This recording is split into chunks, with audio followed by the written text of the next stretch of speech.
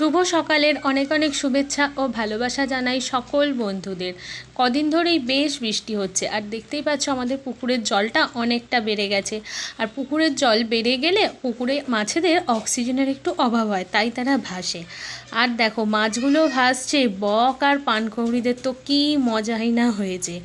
এমনিতে বক আর পানকৌড়ি এখন খুবই বিরল হয়ে গেছে, খুব একটা দেখা যায় না। কিন্তু আমাদের পুকুরে যেদিন থেকে মাছ ভাসছে সেদিন থেকে দেখছি 10-12টা বক আর কত যে পানকৌড়ি এসেছে তার ঠিক নেই। টপ টপ করে মাছ ধরছে আর খাচ্ছে। সকাল থেকেই মেঘলা থাকলেই মাছ ভাসছে। আর এদিকে দেখো আমাদের ফুল গাছে কত ফুল হয়েছে, দেখতে পেলে সাদা কলকে হয়েছে, টগর ফুল হয়েছে।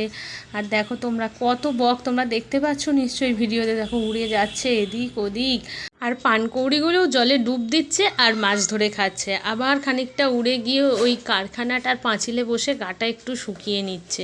খুব সুন্দর দৃশ্য সকালের।